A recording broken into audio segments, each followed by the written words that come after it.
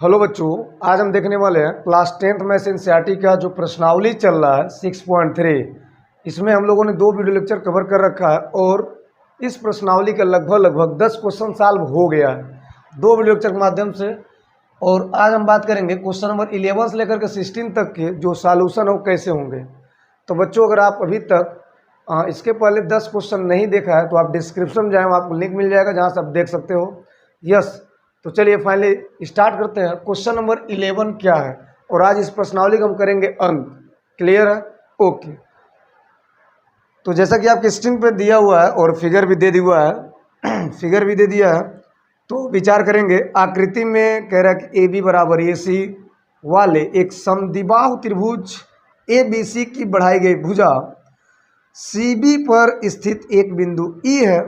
यदि A D लंब हो बी सी और ई एफ लंब ए सी है तो सिद्ध करना आपको triangle A B D similar है ट्रायंगल ई सी एफ की। But how? तो आपको क्या करना है, सबसे पहले यहाँ पे अगर फिगर दिया है तो काम तो बहुत इजी हो गया है। यस, तो बच्चों सिंपली वे में जो क्वेश्चन नंबर 11 है, यानी कि जो इस वीडियो का पहला क्वेश्चन होगा क्वेश्चन नंबर 11, इसका हम लिखेंगे यहाँ पे सॉल्यूशन प्यारा प्यारा। और लिखेंगे सबसे पहली बात क्या लिखते हैं, आदत क्या हुई दिया है। यस, क्या दिया देख लो जरा। कह रहा है कि ए बी बराबर दिया है ए सी के। ओके। दूसरी बात, समद्विबाहु त्रिभुज ए बी सी की बढ़ाई गई भुजा सी बी पर एक बिंदु ई स्थित है। दूसरी बात क्या दिया है, समद्विबाहु त्रिभुज ए बी सी की बढ़ाई गई भुजा BC पर एक बिंदु कौन सा ई है। क्लियर है? ओके।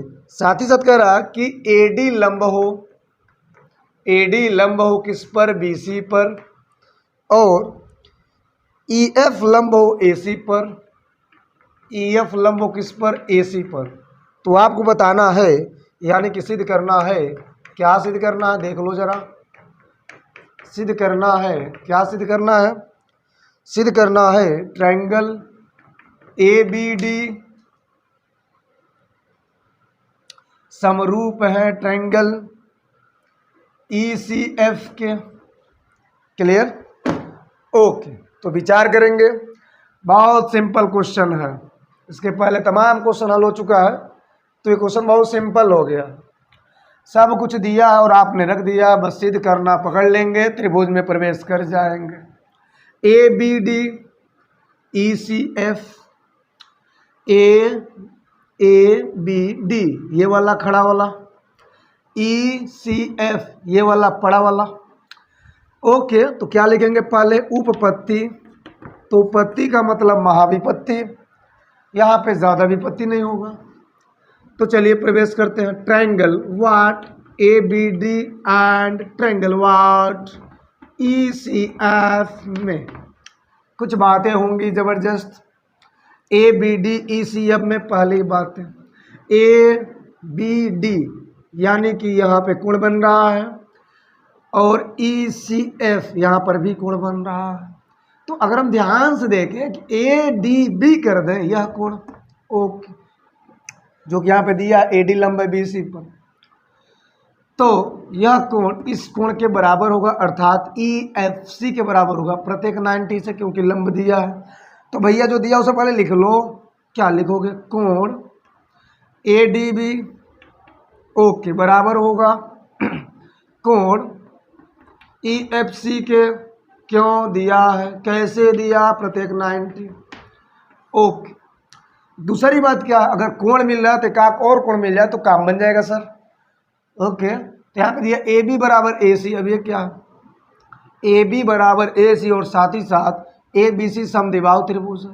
तो जब त्रिभुज हुआ समद्विबाहु होगा तो उसकी दो भुजवा तो बराबर होगी, लेकिन सम्मुख कोणवा भी क्या होगा, बराबर होगा। तो ध्यान से देखिएगा, यह कोण इस त्रिभुज में आ रहा है जिसमें हम लोग प्रवेश किए हैं, और यह कोण इस पूरे बड़े में आ रहा है, नो ई सी एम में आ रहा है जिसमें हम लोग प्रवेश किए हैं। क्लियर है? तो दोनों त्रिभुज में दोनों कोण बड़े आराम से आ रहा है। तो आप क्या लिखोगे, लिख देना ए बी सी, दूसरा ई सी एफ, क्या लिखोगे? एंगल ए बी सी बराबर होगा एंगल ई सी एफ के। क्लियर है? ओके। कहाँ से लिख देना, कहाँ से? समद्विबाहु त्रिभुज के सम्मुख कोणवा बराबर होते हैं।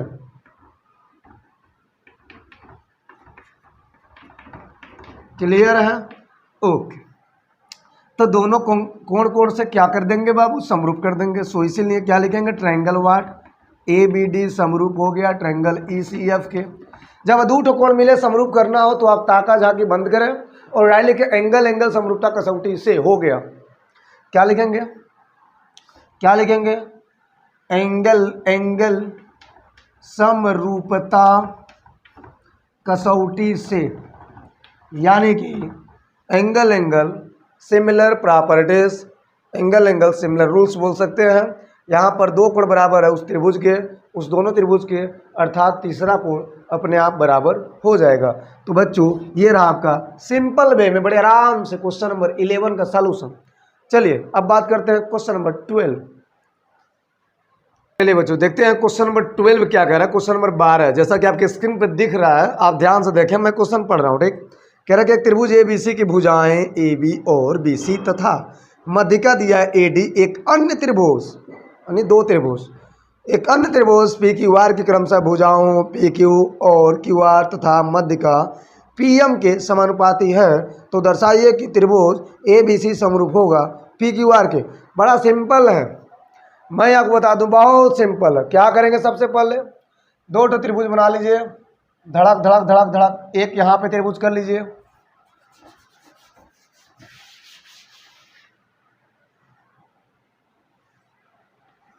एक यहाँ पर और एक कर लीजिए यहाँ पर।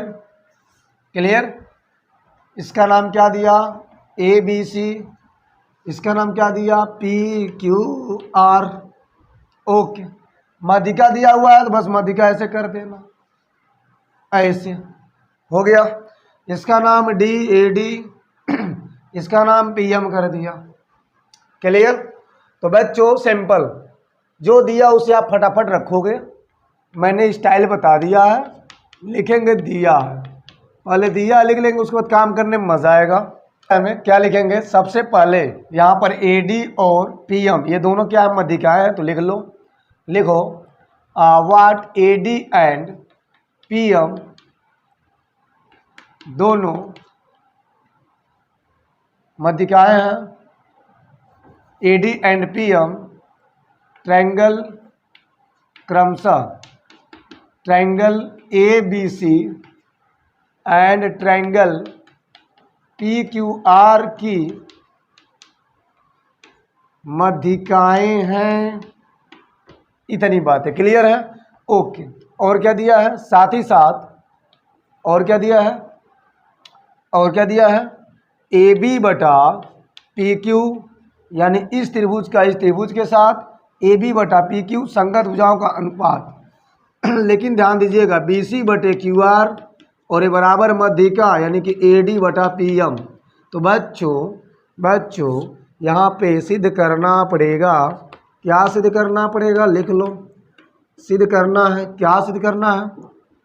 क्या सिद्ध करना है? ट्रायंगल ए बी सी समरूप है ट्रायंगल पी क्यू आर के।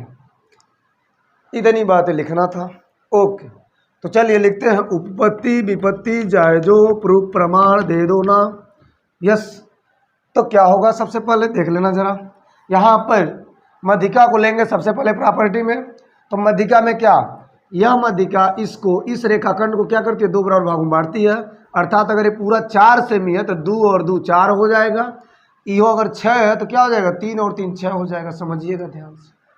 तो यहाँ पे मध्यिका की बात हो रही है। मध्यिका का जो प्रॉपर्टी दी जा रही है उसको समझना है कि अगर हम बी डी को देखें तो बी सी का आधा है, अगर हम क्यू एम को देखें तो क्यू आर का आधा है। लेकिन ऐसा क्यों देखें? क्योंकि ए डी बटा पी एम ये जो मध्यिका है ये बता रहा है आपको चलना पड़ेगा या तो इस त्रिभुज में या तो इस त्रिभुज में, या तो इस त्रिभुज में या तो इस त्रिभुज में। समझिएगा, लेकिन विचार करने वाली बात यह है कि इन दोनों त्रिभुजों में अगर इसमें चलेंगे तो इसका इसमें चलेंगे, अगर इसमें चलेंगे तो इसका इसमें चलेंगे एक साथ। लेकिन हम तय किस में करें, जाना किधर पड़ेगा सर, हमको जाना किधर पड़ेगा सर, देख लेना ज़रा। यहाँ पर कहीं भी AC की बात नहीं हो रही है, AC और PR की बात नहीं हो रही है। सो हमको जाना पड़ेगा AB PQ के साथ, BC QR के साथ, AB PQ के साथ, अर्थात BC QR। अगर हम मध्यिकाओं के हिसाब से लें तो इसमें हम जा सकते हैं, क्योंकि ये भुजा इन भुजा के अनुपात के बराबर यहाँ पे दिया हुआ है। सो आप त्रिभुज का चयन कर लें, इन दोनों में प्रवेश कर लें। ओके, तो क्या लिखेंगे, ट्रायंगल, या वैसे ही लिख लो BD बराबर होगा हाफ BC के। क्लियर है? ओके, ऐसे ही QM बराबर होगा हाफ किसके, QR के। ओके, इतनी बातें समझ में आ रही है आपको? ओके, तो यहाँ पर क्या होगा बच्चों, ध्यान देना। अब यहाँ पे क्या होगा, BD और QM क्या है, BD और QM क्या है, ये दोनों ये दूरी है। और यहाँ पर ये भी दिया हुआ है वाट AB बटा PQ बराबर BC बटे QR बराबर AD बटा PM। क्लियर है? ओके, तो BD का मतलब है क्या, तो BD का मतलब BC का क्या है, आधा है। QM का मतलब है क्या, तो QM का मतलब क्या है, QR का आधा है। अब ये दोनों कथन कुछ तो कराएंगे कमाल। यस, देख लो ज़रा। तो बच्चों BC और QR की जगह पे देख रहा है आपको, तो BC QR दिख रहा है आपको। यस, इसी को कर देंगे चेंज। अगर हम BC का मान इसके रूप में भरें तो क्या होगा, तो BC हो जाएगा BD का दुगुना, यानी पूरा अगर BC देखें तो BD क्या दुगुना है, पूरा अगर हम QR देखें तो क्या है, QM का दुगुना है। ओके, तो देख लो ज़रा, तो क्या लिखेंगे यहाँ पे, इसलिए या इस प्रकार यहाँ पे लिख सकते हो AB बटा PQ बराबर BC का स्थान पे क्या लिखेंगे 2, और BC कन्वर्ट होगा किस में, BD में, तो 2BD बटा 2, ये QR किस में होगा, QM में, 2QM बराबर किसके हैं, AD बटा PM के। अब गौर करना ज़रा, ये 2 से 2 कट गया, सिंपल BD बटे QM मिल गया, AB बटे PQ मिल गया, AD बटे PM मिल गया। क्या है देख लो, इस त्रिभुज में जिसमें हम गुलियाए हैं, अनुप्रवेश किए हैं, इन दोनों त्रिभुजों में जो लाना था तो साफ साफ दिख रहा है, यहाँ पे आ चुका है। यहाँ पे देख लो AB बटे PQ, ओके, BD बटे QM, क्लियर है, AD बटे PM, ये भी क्लियर है। सो इसीलिए लिखेंगे ट्राइंगल छोटा वाला ABD समरूप है ट्राइंगल छोटा वाला के PQM के बाय हेलो SS रूल्स, यहाँ पे ट्रिपल साइड से समरूप हो गए। लेकिन अब हमको करना क्या है, देख लो ज़रा, हमको बड़ा वाला त्रिभुज क्या करना है, समरूप करना है। ये तो हमको करना नहीं था, लेकिन यहाँ पे कुछ प्रॉपर्टी से भी समरूप हो गया।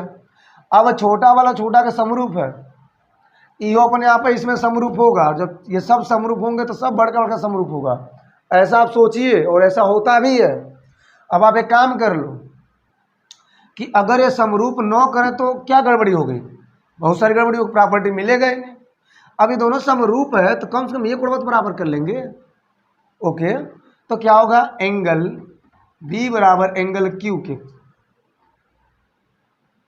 CPST लिख दो, या तो लिख दो समरूप त्रिभुजों के भाग, समरूप त्रिभुज के संगत भाग, कौन भाग, संगत भाग बराबर होते हैं। सो ऐसा कर दिया। अब B बराबर Q क्यों हो गया, और यहाँ पर ये भी देख रहे हो, क्या आप देख रहे हो कि BC बटे QR, AB बटे PQ, ध्यान देना, BC बटे QR और AB बटे PQ दिया है, और बीच का कोण भुजा देख लेना, भुजा साइड एंगल साइड याद करो। तो कहाँ पूछेंगे sir, triangle ABC and triangle PQR में देख लो जरा, क्या देखे जरा, AB बटे PQ बराबर किसके है, BC बटे QR के। यहाँ से उठा लो, यहाँ से उठा लो, समीकरण नंबर 1 बना लो, यहाँ लिख देना समीकरण नंबर 1, समीकरण 1 से। क्लियर है? ओके। और साथ ही साथ यहाँ पर बी बराबर क्यू दिया था, एंगल बी बराबर क्यू अभी आपने निकाला है, ई उपरोक्त से, ऊपरा से। सो इसीलिए लिख सकते हैं बच्चों, ट्रायंगल बड़ा वाला ए बी सी समरूप होगा ट्रायंगल पी क्यू आर के। बोलो क्लियर? तो कहाँ से? Side angle side rule. Yes. तो ये रहा आपका सिंपल क्वेश्चन का सॉल्यूशन, सिंपल वे में। कौन सा? Question number 12। चलिए क्वेश्चन नंबर 13 बात करते हैं, 13वां। चलिए बच्चों बात करते हैं क्वेश्चन नंबर 13। 13 क्या कर रहा है, जरा स्क्रीन पे देखें आप, आपकी स्क्रीन पे क्वेश्चन दिख रहा है। यस। कह रहा है त्रिभुज ए बी सी की भुजा बी सी पर एक बिंदु डी इस प्रकार है कि ए डी सी बराबर बी ए सी के। तो सबसे पहले क्या करना पड़ेगा, त्रिभुज बना लो। मजा तो तब आएगा जब काम करते रहो। एक त्रिभुज मैंने बना दिया और इसका नाम क्या दिया, ए बी सी। अब बोलिए क्या कर रहा है, एक त्रिभुज ए बी सी की भुजा बी सी पर एक बिंदु डी है और इस प्रकार है। चलो मैंने एक डी ले लिया यहाँ पर, और इस प्रकार है कि ए डी सी बराबर बी ए सी, ए डी सी बराबर बी ए सी, ऐसा ये पूरा है बी वाला और ये वाला कोण, यानी यह जो ए डी सी है वो इसके बराबर है, ऐसा कुछ। तो दर्शाइए कि सी ए का square C B into C D के बराबर है कि नहीं। तो बच्चों फिगर भी हो गया, सब कुछ हो गया, तो लिख लो यार, सब कुछ काम खत्म, सॉल्यूशन लिखो फटाफट। क्या लिखेंगे, दिया है, क्लियर है? क्या दिया, ट्रायंगल ए बी सी की भुजा बी सी पर, ठीक है, और क्या दिया, बी सी पर एक बिंदु डी स्थित है। बस ये समझिए क्वेश्चन का थोड़ा सा काफी होता है हल्का फुल्का, और ये लिखने से थोड़ा सा, ये क्वेश्चन का सॉल्यूशन देखने में थोड़ा ठीक लगता है, मतलब पूरा क्लियरनेशन होता है। एंगल ए डी सी बराबर दिया है एंगल बी ए सी के, ठीक है। तो आपको इतनी बातें तो कॉपी करनी पड़ेगी, सिद्ध करना है, तकले सिद्ध करना है। तो क्या सिद्ध करना है देख लो जरा।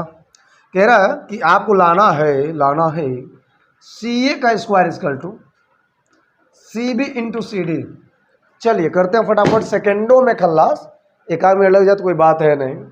तो बच्चों सिंपल वे में देख लेना, सिद्ध करना है सी ए सी बी सी डी, क्या मैटर है, सी ए बड़ा वाला, सी बी ये वाला, सी डी ये वाला, कौन वाला, ये वाला। देख लो जरा, उपपत्ति में सबसे पहली बात गिवन प्रॉपर्टी में पहुंचते हैं। ए डी सी बराबर बी ए सी के दिया है, तो लॉजिक ये है, सीखिए पे लॉजिक कैसे निकालेंगे।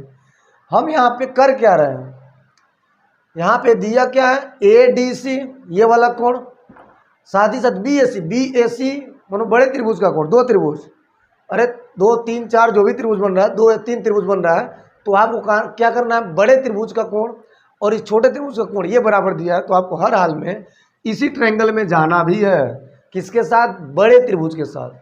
तो बच्चों क्या लिखोगे, सबसे पहले ट्रायंगल ए बी सी बड़का वाला and triangle A D C छोटका वाला में चलो प्रवेश करते हैं। सी ए का square C B into C D छोड़ दो, भूल जाओ, अनुपात लाना पहले काम कर लो कि बड़ा वाला के साथ एक छोटा वाला कर लो समरूप। ओके, तो ए बी सी और ए डी सी में प्रॉपर्टी खोजो। पहली बात तो दिया, गिवन में पहुंच जाना, मैंने पहले बोला यार गिवन देख लो, ए डी सी बराबर किसके दिया है, बी ए सी के। दूसरी बात यहाँ पे लिखेंगे दिया है, दूसरी बात विचार कर लें, थोड़ा सा सोच लें, इधर उधर झांक लें, अगल बगल आगे पीछे ऊपर नीचे दाएं बाएं, यहाँ जरा विचार करो तो कि जो बड़ा वाला त्रिभुज है इसमें कोण सी आ रंग नहीं आ रहा है, यस, और जो छोटा वाला त्रिभुज इसमें कोण सी रंग नहीं आ रहा है, यस, तो सी क्या है, कॉमन है, दोनों में आ रहा है। तो लिख लो एंगल सी बराबर एंगल सी, दैट मीन्स उभयनिष्ठ कॉमन प्रॉपर्टी। और मैंने आपको सिखा रखा है कि जब आपको समरूप करना है तो आपको अगर दो कोण आ गया समझिए तो आपका तीसरा कोण अपने आप बराबर होगा। सो वहाँ पे लिखेंगे फटाफट एंगल समरूपता कसौटी से हो गया ट्रायंगल समरूप। ट्रायंगल ए जो लाना था मैंने क्या बोला, ट्रायंगल छोटा वाला बड़ा वाला के साथ, ट्रायंगल ए बी सी समरूप होगा ट्रायंगल ए डी सी के, तो समरूप हो गया, कहाँ से? बाई एंगल, एंगल रूल्स, इतनी बात है स्पष्ट। लेकिन ये तो लाना नहीं था, लाना क्या है? भुजाओं का अनुपात। तो डायरेक्ट ला दोगे क्या? बिना किए नहीं संभव। तो देख लेना जरा, ए बी सी और ए डी सी क्या समरूप है, सो यहाँ पर संगत भुजाओं का अनुपात क्या होगा? बराबर। अब बड़े वाले में चलिए, तो सी ए आ रहा है और यह सी ए छोटे वाले में भी आ रहा है, चाहे ए सी कहो चाहे सी ए कहो। तो दिया कैसे? सी ए करके। तो आप एक काम करना, सी ए करके लिखना। तो लिखना सी ए बटा ये बड़ा वाला सी बी, बड़ा वाला, क्लियर। अब फिर से ये छोटा वाला तो कहाँ जाएगा? कहीं, नो नो नो, इसी की जाएगा। तो क्या लिखेंगे? छोटा वाला दैट मीन्स सी डी, और इसी का अनुपात इससे कर लेंगे सी ए। ये क्या हुआ सर? ये है समरूप त्रिभुज के कमन भाग, संगत भाग, क्लियर है? ओके। तो सी ए देख लेना, 2 बार डांस करके घुमरिया देगा, सी ए का पावर हो जाएगा और यहाँ बच जाएगा C B into C D. हो गया, यहाँ लिखेंगे प्रूव्ड, काम खत्म, क्लियर है? तो ऐसे मजाकिया टाइप क्वेश्चन दे देते हैं, बहुत इजी क्वेश्चन है। और त्रिभुज में मैं आपको पहले बता भी चुका हूँ कि एग्जाम में बिल्कुल नहीं घबराएंगे, सवाल जो भी पूछे जाएंगे बहुत इजी रहेगा, बस आप प्रैक्टिस कर लो। मैथ का मतलब ही है प्रैक्टिस। यस, तो आगे बढ़ते हम बात करेंगे। अब क्वेश्चन नंबर 14 की बारी है और इस प्रश्नावली में 16 क्वेश्चन ही है। इसके बाद हम जो वीडियो लाएंगे अगली प्रश्नावली होगी। यस, तो बच्चों 14 क्या, 13 मैंने खल्लास कर दिया, 14, 15, 16 ओनली 3 क्वेश्चन। चलिए बच्चों, अब देखेंगे क्वेश्चन नंबर 14 क्या कर रहा है। जरा आप स्क्रीन पर पहले देख लें, जैसा कि क्वेश्चन दिख रहा है आपको, मैं जरा क्वेश्चन पढ़ लेता हूँ। कह रहा है त्रिभुज ए बी सी की भुजाएं ए बी और ए सी तथा मध्यिका ए डी एक अन्य त्रिभुज, याद करिए क्वेश्चन नंबर 12, एक अन्य त्रिभुज की भुजाओं पी की और पी आर तथा मध्यिका पी एम के क्रमशः समानुपाती है, तो दर्शाइए ट्रायंगल ए बी सी समरूप और ट्रायंगल पी क्यू आर के। फटाफट आप जाओ, पीछे जाओ, तुरंत वीडियो पॉज करो और देखो क्वेश्चन नंबर 12 बताए नहीं बताए। यस, तो मुझे और मेरे हिसाब से लग रहा है कि होमवर्क में छोड़ रहे हैं। प्यारे बच्चों, कमेंट करें कितने बच्चे कर लेंगे ये question number 14 as similar question number 12, ये 12वें के आधार पे। यस, चलिए अब देखते हैं क्वेश्चन नंबर 15 क्या कहता है। चलिए 15 बहुत प्यारा सा क्वेश्चन है और ये थोड़ा सा अलग भी है, सबसे अलग है। कह रहा है कि लंबाई 6 मीटर वाले, जैसा कि आपके स्क्रीन पे क्वेश्चन दिख रहा है, लंबाई 6 मीटर वाले एक ऊर्ध्वाधर स्तंभ की भूमि पर छाया की लंबाई 4 मीटर है, जबकि उसी समय एक मीनार की छाया की लंबाई 28 मीटर है। मीनार की ऊंचाई ज्ञात कीजिए। तो बच्चों सबसे पहले आप क्या करेंगे, यहाँ पर सॉल्यूशन करने के लिए आप यहाँ पर एक बनाएंगे, पहले स्तंभ, ऊर्ध्वाधर स्तंभ कुछ ऐसा, और इसकी ऊंचाई दिया हुआ है, इसकी लंबाई दिया हुआ है 6 मीटर, तो यहाँ पे 6 मीटर लिख देना। सपोज इसका नाम है ए बी, क्लियर है, और इसकी जो छाया बन रही है इस दिशा में बने, सपोज सूरज इधर छाया इधर बने, तो छाया की लंबाई 4 मीटर, कितना मीटर? 4 मीटर। ओके, अब क्या कर रहा है, उसी समय एक मीनार की छाया की लंबाई 28 मीटर है। ध्यान दीजिएगा, उसी समय ये छाया बना, ऐसे करती है, इसी समय एक मीनार की छाया, दैट मीन्स मीनार की छाया, एक मीनार उसी समय खड़ा रहेगा तो स्तंभ, ये धरातल वही रहेगा, और मीनार के लिए यहाँ पर ऊंचा कर देंगे। क्लियर है? सपोज ये क्या है, मीनार है, और इस मीनार का हम नाम दे देंगे,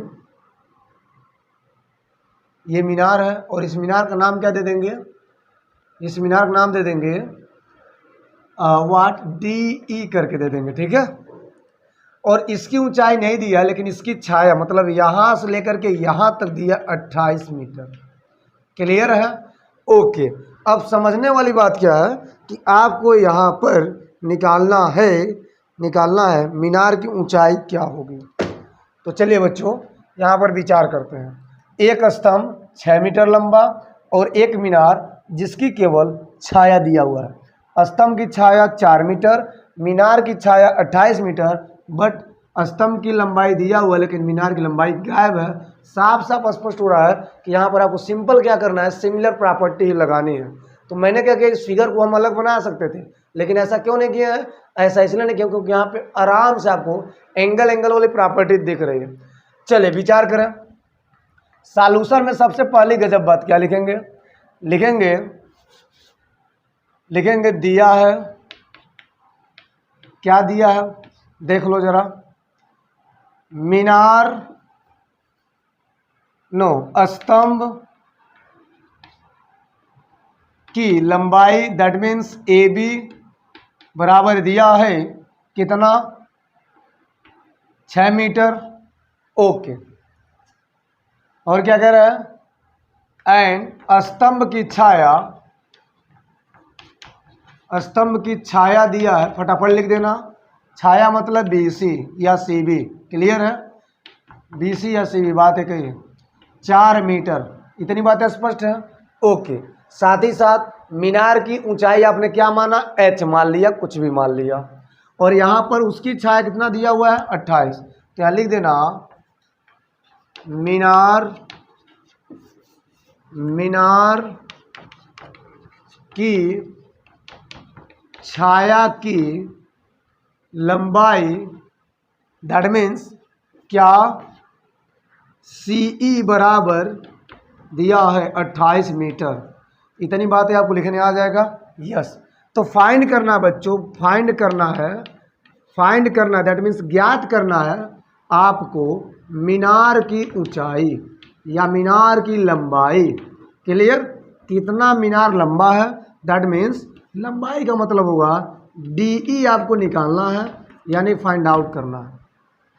तो आप एक काम करना, लिख देना, माना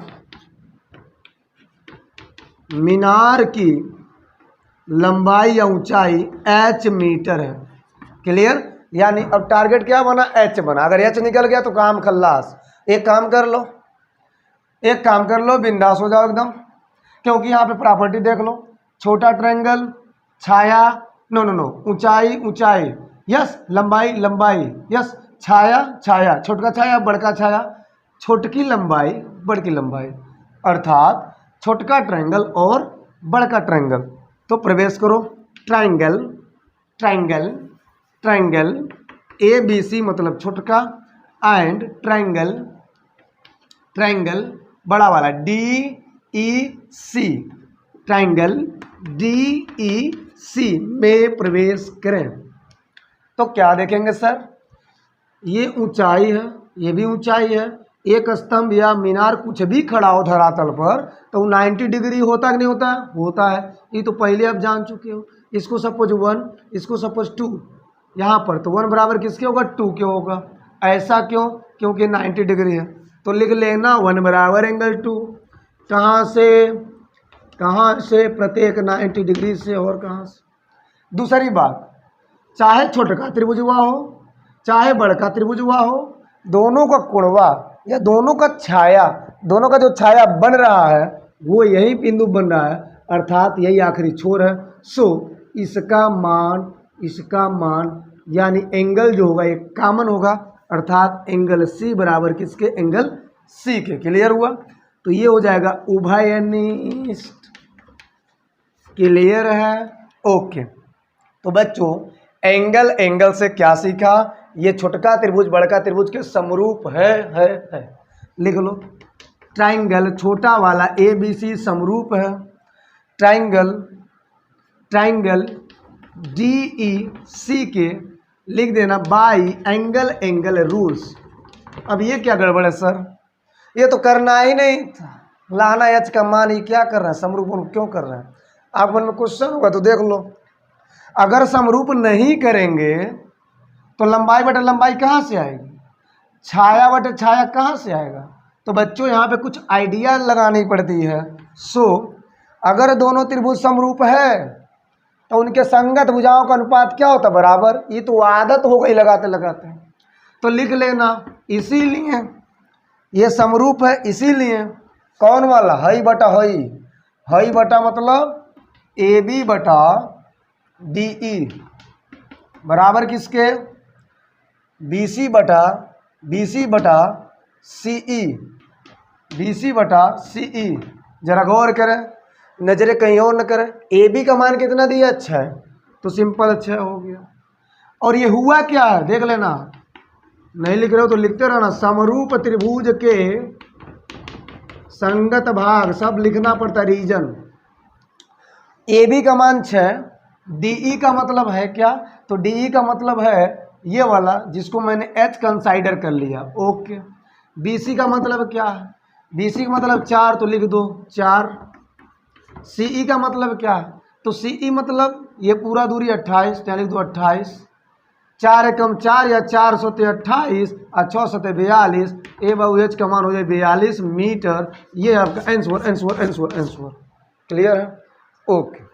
तो इस प्रकार से मीनार की निकल गई ऊंचाई। क्लियर बच्चों। अब जो नेक्स्ट क्वेश्चन है, यानी इस प्रश्नावली का जो लास्ट क्वेश्चन है, बहुत इजी क्वेश्चन है, थोड़ा सा दिमाग लगाइए, आइडिया लगाइए, यस, और करके कमेंट में जरूर दिखाइए कि आपने क्वेश्चन कर लिया। क्वेश्चन नंबर 16 आपके लिए होमवर्क में छोड़ रहे हैं, यस। तो आज क्लास में बंद करते हैं, बहुत बहुत धन्यवाद।